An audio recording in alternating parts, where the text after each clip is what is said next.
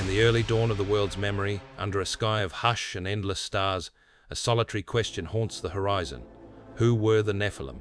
A narrator's voice emerges like soft thunder, setting a tone of ancient mystery. The camera drifts over boundless desert dunes and crumbling ruins, then settles on an ancient, sun-bleached scroll. Illuminated by flickering torchlight, its faded script reads, "There were giants on the earth in those days. The Nephilim were on the earth." The words of Genesis 6 echo in a solemn voiceover. Over the flickering torchlight, the scene shifts into living memory. Majestic figures descend through the twilight skies, luminous beings drawn from myth or prophecy, crossing the heavens like blazing comets. They touch down in a lush, untouched world, the domain of mortal women. Under moonlit orchards and wild rivers, these couples unite and their offspring emerge. Titans who stride through primeval forests, their footsteps sinking deep into the virgin soil. They grow into colossally terrifying, the first Nephilim, mighty men of old, men of renown. At campfires under that same moon, an elder storyteller's voice trembles with age as he whispers, "Once, in this land, the sky itself opened to bring forth our first children." Young eyes glimmer in the firelight as he sings to the stars of those days long past. But doubt sits among the audience. Who truly were these sons of God that Genesis mentions? Are they angels cast down from the heavens, drawn by mortal beauty into forbidden romance? Or were they ancient kings and warriors, mortals of great lineage, who took wives from among ordinary women? The elder falls silent, his voice trailing off. The questions hang in the night air, older than memory itself. The camera pulls back to reveal a grand mural on a temple wall in ochre and gold. The fresco depicts towering, beautiful figures walking among smaller humans, a giant hand gently guiding a child, celestial beings offering gifts of knowledge, human women dancing in reverence. As the mural shimmers, the scene transforms. Now we stand on a windswept hilltop at twilight, an ancient prophet gazing upward, troubled by visions. He recalls Noah in his vineyard, in a time when divine judgment loomed over a sinful world. Quietly, his thoughts drift to the old legends, the giants of old, and a weight settles in his heart.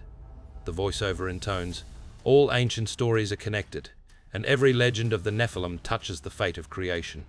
A warning echoes through time, even the mightiest must one day meet their end under the sky. The voiceover returns with gravitas. Their name, Nephilim, suggests the fallen ones, a name that travels from Sinai to Shinar with wonder. Ancient scribes hint that they were the children of unions between earth and sky. In Babylonian legend, demigods and hero kings walked among mortals, and even the walls of Uruk in Sumer still echo the saga of Gilgamesh, half divine and half human. The question looms, are the Nephilim cousins of these legends, or something beyond imagining? The camera drifts back to the broken stones of Babel under stormy skies. The voiceover adds softly, "Even the Tower of Babel trembled and fell as languages were made many." Our narrative leaps forward. We find ourselves at the horizon of a great deluge. Rains begin to fall, clouds clashing with thunder, and floodwaters rise to cleanse the earth of its violence. The legend of the Nephilim grows faint beneath the roar of the surging waters, as if creation itself refuses to reveal the entire truth. The screen goes dark. In hushed finality, a single line is spoken. The world before the flood was full of wonders and terrors. Centuries after the flood, in twilight oil-lit libraries and dusty monastic archives, another secret emerges. A lone scholar unrolls a sheepskin scroll, the lost Book of Enoch. The pages crackle, chapters of forbidden history. The camera closes in on vellum script naming the Watchers, angels who left the heavens, bearing names like Semjaza and Azazel, drawn by the beauty of mortal women. The narrator's voice intones an ancient passage, "And they knew they were of one another, and they all took to themselves wives." Darkness flickers as the scholar's eyes widen in awe and fear, surrounded by whispers that some secrets are never meant to be told. Heaven trembles as we plunge into the past. On a high mountain under a blood-red moon, 200 watchers swear a dark oath to stand together. They descend through swirling clouds like shooting stars. The scene comes alive at the mountain's base. The Watchers mingle with humans, mocking divine law. Azazel raises a flaming sword and teaches men how to forge weapons of war. Samyaza gazes at the sky and reads the stars, revealing celestial secrets. Another angel, Armoros, imparts knowledge of potions and herbs to eager hands. Humanity learns those secrets of might. High above, the archangel Michael watches in horror, his face set with grief. From these forbidden unions the Nephilim are born, colossi of flesh and legend. We see them tower over city walls, their shadows swallowing whole villages. The narrator intones, "Each Nephilim was 300 cubits tall, and indeed they stride like mountains. They strike the earth with cataclysmic force, crops trampled underfoot, forests uprooted as if they were grass, the very rivers dammed by their passage." A hush falls. Even Michael shields his face as if pained. A distant voice whispers, "The earth groaned under their violence. Finally, heaven must act. Clouds split and thunder roars as a great judgment pours down." Beneath crackling light, the archangel Michael descends with sword ablaze. He cries out, "Justice to the fallen!" Gabriel hurls Azazel screaming into a chasm. Raphael seizes Samyaza in shimmering chains of light. One by one, the watchers are bound. The scene flashes white-hot and then fades. We leap to the scholar's face, pale under the lamp, reflecting on the price of angels' pride. Our journey now shifts from myth to history. Moses' spies tread cautiously into Canaan under a scorching sun. Suddenly they halt, frozen by a chilling sight. Among broken columns and rock formations lie scattered bones as big as trees. One spy, voice shaking, intones the ancient words of the Torah. "There we saw Nephilim, we singed like grasshoppers." The camera lingers on their wide, horrified eyes. The Anakim live on, a ghost from the past towering in memory. The men flee at dusk to Joshua and Moses, whispering of giants that made them crawl in fear. As the spies flee, a voiceover hints that the giant tale was not yet over. Centuries later, a young shepherd named David will stand in the valley of Elah before Goliath of Gath, a warrior of vast height, reputedly 6 cubits and a span. We see the ghost of that future battle in silhouette, Goliath's enormous spear, his armor gleaming in the sun. This confrontation will be the final flicker of those old shadows, a last ember of the Nephilim legend meeting Israel's faith. Night falls, and the tale comes to its final scene. In a ruined city of the Transjordan, we glimpse the enormous iron coffin of Og, king of Bashan, on display in a small temple. A guide explains that his bed was 9 cubits long, real dimensions from the legend. He was indeed the last of the giants, the narrator whispers. In silence, the camera lingers on this ancient relic. Og may have perished, but his memory lingers, proof that legend and history entwined.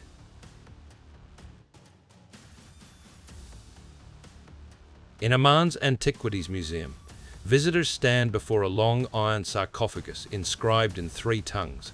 It claims to be King Og's tomb. Gazing at its immense length, a teenager whispers, "Could he really have been that tall?" The camera slowly pans over the tarnished lid. Whether or not the Nephilim truly walked our earth, Og's coffin shows how myth and memory entwine, a giant story given form in metal and stone. The scholar closes the ancient scroll with a reverent gesture. He has seen worlds of angels and giants, flood and conquest bound in these pages. Quietly he reflects, we have walked through the realms of myth and scripture alike. Now the question shifts, not what happened, but what it means. The lamp flickers as dawn approaches. The film holds on his thoughtful face. Then the scene dissolves, leaving only a desert wind and the rising sun. The story of Og's coffin and the bound watchers becomes fuel for faith and folklore. At the breaking dawn, our journey pauses on history's edge. We have seen what was told in stone and sky. Now we turn to what is believed in heart and mind. We stand at the threshold of understanding as the narrator intones, "It is here, at this bridge of worlds, that our tale steps out of the sands of time and into the conscience of humankind." Across every page we have turned, one message stands out. These figures are woven into our sacred history as warnings. As the sun rises fully, the final scene holds on closed scrolls, hinting that the true meaning of the Nephilim remains in the eyes of the reader. With that, we depart the past and step into a new dawn of inquiry. In flickering candlelight, scholars from all traditions convene, drawn together by the mystery of those ancient verses. A rabbi in a study lined with Hebrew scrolls murmurs over Genesis, questioning who the sons of God might be. He recalls the Talmud's caution, "Angels do not take human wives," suggesting the Nephilim were merely powerful men corrupted by ambition. Meanwhile, in a medieval scriptorium, a Christian monk holds an open Latin Bible and a copy of Enoch. He reads aloud from the Epistle of Jude. Enoch prophesied about them. Even in Scripture, he notes, the story persists. He debates whether to treat the Nephilim as fallen angels, the view of many church fathers, or as symbolic giants serving a moral lesson, as Origen once argued. Outside at dawn on the desert, an imam teaches students around a glowing brazier. He points out that the Quran never names Nephilim, and reminds them that angels in Islam do not marry. Yet he recalls verses about ancient peoples destroyed by a storm, and cites a hadith of monsters punished by God. He suggests these legends, whether of rebellious jinn or unrighteous men, serve as warnings to the faithful. Each of these men eventually stands beneath the same starry canopy, pondering how the truth of those verses might lie just beyond reach. The debate offers no easy answer. Within Judaism, some scholars interpret Nephilim as nothing more than tyrant kings, heirs of the Seth-Cain feud rather than angelic offspring. In early Christianity, figures like Saint Augustine saw them as real hybrids to underscore human fallibility, while others like Origen treated them allegorically. Even the translators of the Septuagint called them giants, gigantes in Greek, reinforcing the image of towering foes. Islamic thinkers often sidestep the exact question. The Quran's focus is moral, warning of pharaohs and peoples who built towers to challenge the heavens. Yet commentators will compare recalcitrant jinn and roadmen to those Nephilim tales as examples of what God destroyed in the old world. Today, a theologian notes, the Hebrew root might mean fallen, or those who make others fall, so perhaps the truth is partly metaphorical. Scholars leaf through ancient manuscripts and modern books alike, trying to distinguish history from mythology. All agree on one point: these characters served as symbols. Whether interpreted literally or as parable, across synagogues, churches, and mosques, they remain something to learn from. Cautionary figures or proud giants, teaching humility to those who listen. Perhaps we will never truly know. Scenes of starry night give way to dawn. From the dust of manuscripts to the silence of open skies, the figure of the Nephilim remains a tantalizing silhouette. They are woven into the shared tapestry of Scripture, in the Torah's few cryptic lines, in the Bible's echoes of lost prophecy, and in the moral tales of the Quran about vanished peoples. The narrator's voice returns one last time. Fallen angels, ancient kings, or metaphors of hubris, the Nephilim straddle the realms of myth and faith. They stand at the crossroads of heaven and earth, reminding us that every tradition asks the same questions about power, pride, and redemption. In the end, perhaps it is fitting that their reality is uncertain. What matters is the lesson their story imparts. The camera pulls back to the night sky, and the voice continues, "We leave it to the stars, and to our own hearts to decide what kind of truth we will see." In our modern age, the tale still resonates, though perhaps more as myth than news. A scholar closes his laptop after an online debate on ancient mysteries, sighing, "We have no Nephilim bones or revelations beyond the scriptures, but the fascination remains." In a quiet studio, a documentary narrator notes that Nephilim have drifted into popular culture, aliens or demons in novels, though the real questions come from faith, not fiction. The camera alternates between a Jewish congregation reciting psalms, a Christian preacher invoking Noah's flood, and a mosque reciting verses of humility. In each sacred space, the lesson is similar. Pride invites judgment, the narrator intones. In the end, the Nephilim stand as a boundary between earth and sky, between law and legend.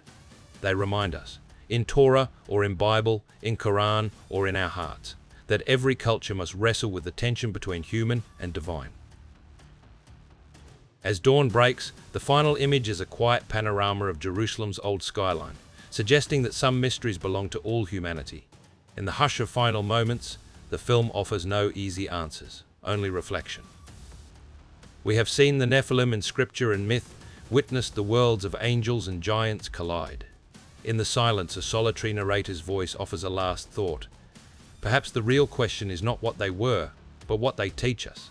Legends of Nephilim remind humanity of our own limits, a lesson that no matter how far we reach, we share a common fate under the heavens. Each tradition, each text, holds a mirror to our dreams and our fears, bridging past and future. The final image is a dawn over a quiet landscape, and the narrator quietly fades away, leaving the question echoing beneath the sunrise. At journey's end, we pull back even further. to the vista of the earth seen from space. The narrator's voice is soft. In the vastness beyond our world, these ancient stories become tiny lights in the dark. Yet they shine because they speak to something deep in us. Perhaps it is no accident that the Torah, the Bible, and the Quran all include this tale. Each asks us to ponder humanity's place in creation. He pauses, letting the silence of space fill the emptiness. Then, so we end not with definitive answers, but with a question that spans cultures and centuries. Who were the Nephilim? The stars may give no answer, but in the search for it, their legend lives on.